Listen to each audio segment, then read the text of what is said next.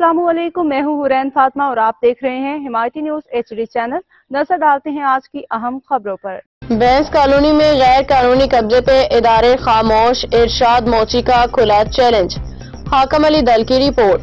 कराची के जिला मलीर की बैंस कॉलोनी रोड नंबर 7 पे गैर कानूनी कब्जा उरूज पे पहुंच चुका है, जबकि मुतालिका इदारे और इंतजामिया खामोश तमाशाई बनी हुई है। रोजनामा हिमायती की निशानदेही के बावजूद ना तो एंक्रोचमेंट के खिलाफ कोई कार्रवाई की गई, ना ही अवामी शिकायत पे कोई तवज्जो दी गई। सवाल ये पैदा होता है कि क्या पीपल्स पार्टी के ज़ेरे असर इदारे किसी खास दबाव में हैं, या फिर ये ताजर किसी मुकामी माफिया से खौफजदा हैं।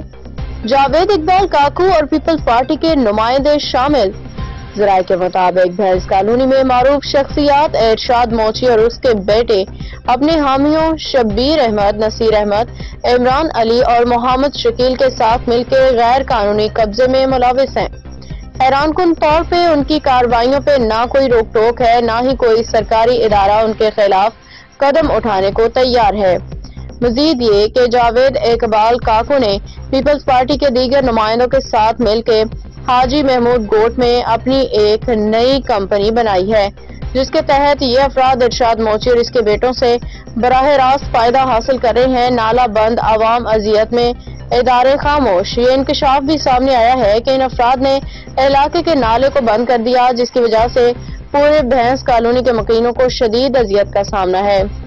सीवरेज का पानी सड़कों पर बह रहा है, जिससे कारोबारी सरगर्मियां भी मुतासिर हो रही हैं। संगीन सूरत हाल पे कोई भी हुकूमती नुमाइंदा आवाज उठाने को तैयार नहीं, जिससे अवाम में बेचैनी बढ़ रही है। कानूनी पहलू और जिलाई इंतजामिया की जिम्मेदारी मलीर के डिप्टी कमिश्नर DC और इंक्रोचमेंट डिपार्टमेंट की कानूनी जिम्मेदारी है कि वो Sindh building control authority SBCA और सिंध इंक्रोचमेंट एक्ट 2010 के तहत फौरी तौर पर गैर कानूनी कब्जे के खिलाफ कार्रवाई करे।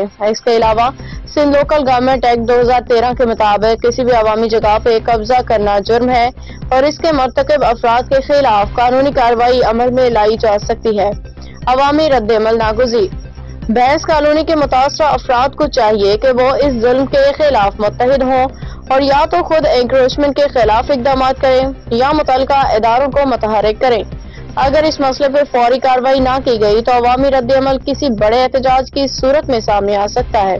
रोजनामा हिमायती हर मजलूम के साथ। रोजनामा हिमायती इस गैर कानूनी अमल की भरपूर मज़ामत करता है और हर इस मजलूम की हिमायत जारी रखेगा जो जुल्म और ज्यादती का शिकार हो रहा है।